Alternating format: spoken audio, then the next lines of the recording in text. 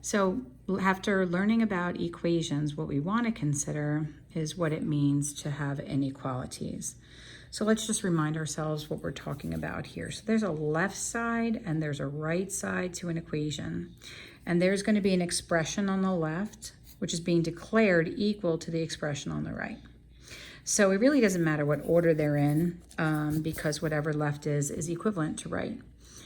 But when we talk about inequalities, just look at the word in itself. This really is saying not of equal, okay? So you guys have seen these before, and so we're gonna just talk about what it means. We read these from left to right. So the expression on the left, in this case, this means is less than, okay? And I'm sure you're sitting there knowing that this one is a little bit different because it's less than, and that little part of the equation that's usually there is less than or equal to. Okay, and this one here is greater than, and this guy here is greater than or equal to. Okay, so I'm sure you have a comfort level that's here. For some of you, maybe you do confuse these, so I'm just going to show you. You can write the word less. Sorry, my dog just pulled on the wire. You could write the word less in the less than, okay? So that might help a little bit. So the first thing I want you to realize is that when you do an equation, there's only one value that will hold true. So if x is equal to 5, then the graph of that is that the only number that will make this statement true is 5. So let's look at that for a second. So the number 5, if I replace x with it, 5 is equal to 5, and that is true. But if I try to put 6 in equal to 5, that is not true. So that's why 6 is not circled, because there's no other value in this scenario here that would make it true except for the number 5. And that doesn't hold true over here. So if we look at this, what I'd like you to do is consider, instead of saying x, we want to say all numbers. Because whenever we're using inequalities, we're looking at one whole entire side of a number line. And this is just going to be the marker number. So basically what happens is we understand that there's this left side and this right side around this number. So if we read this as all numbers that are less than 5, we know every single number to the left is going to be less than 5 because that's where the numbers that are less than live. So 4.1 could go and be true. And you could put 0 is less than 5, and that will be true. So you see how you have a series of numbers. You could even go to -1,000. Anything that is on the left side of this number line will hold true. And that's not happening with the equals. The only number that's equal to 5 is 5. We're looking for truth. So this statement is true. Here, any numbers this way are true. So what we do is we make a circle around that marker number, and then we thicken the side of the number line. Now, what makes this one slightly different is we get the marker number, and then we say all numbers that are less than, which means this side again, less is less than. And please do your arrows on the actual number line. Sometimes kids go like this, and that is not appropriate for this. You're supposed to thicken the solution on the number line. And it also can be equal to. So in this one, he's saying, hey, everybody to the left, but not me, don't include me. This one, he wants to be included, right? He is included. Because think about it. In this case, if I put 5 in, is 5 less than 5? And that's a no. So 5 is not part of the solution here. But is 5 less than or equal to 5? Well, that's true. So in this case, we included the marker number, right?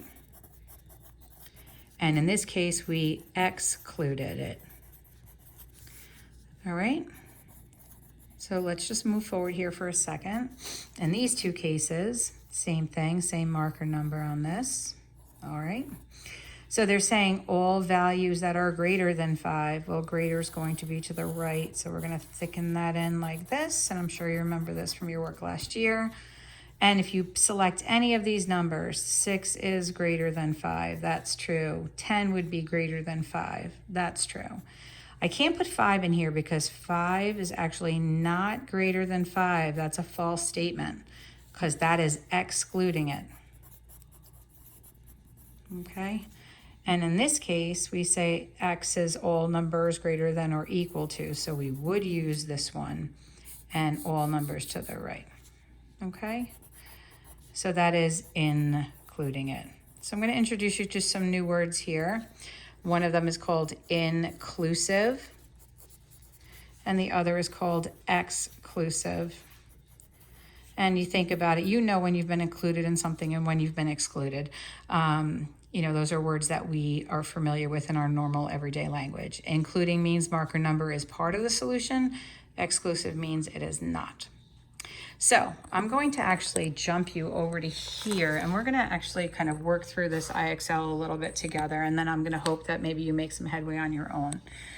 So before we get going, sometimes what will happen is you will find that they will set up an inequality where the number is actually preceding your variable. And if that happens, there is a way that you can quickly make adjustment on that. So let's just look over here for 1 second.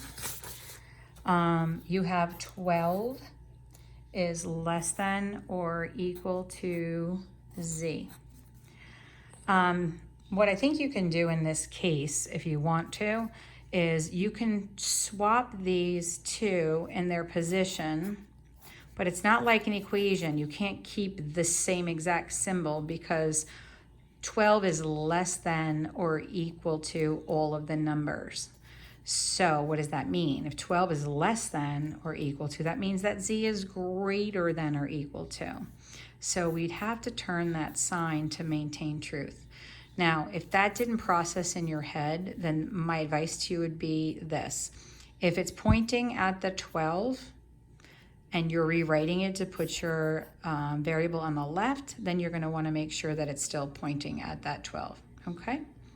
But let's take a look at what they have going on here. So they're asking you, which of the following is a solution to this inequality? Now, they're not giving you the number line here. They're asking you about the values. So if I put the 7 here, is 12 less than or equal to, sorry about the blurriness, guys, is 12 less than or equal to 7? And the answer for that is no. Is 12 less than or equal to 3? No. Is 12 less than or equal to 8? No. Is 12 less than or equal to 12? And yes, it is. So, and now they're telling you you could have multiple solutions, which you can, which you saw on the number line. So in this one, I want you to read all numbers. All numbers are less than or equal to 11. So all of the numbers that are less than or equal to 11. So 8 is less than 11, 5 is less than 11, 4 is less than 11, and 2 is less than 11. So all of these numbers hold true in this inequality, okay?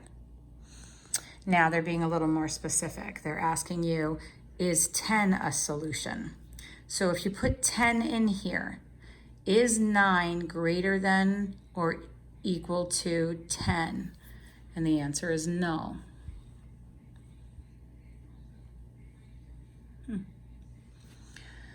And then in this case, they're asking you to use one specific solution. Is 3 less than or equal to 5? And it does hold true. Okay?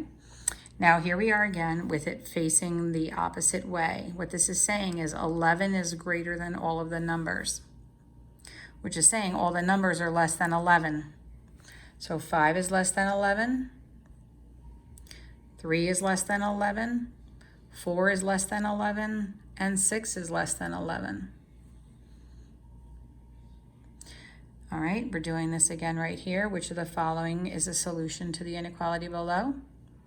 They're looking for numbers that are greater than 5. 5 is less than all the numbers. So if you want to rewrite that, 5 is less than all of the numbers, then all of the numbers are greater than 5.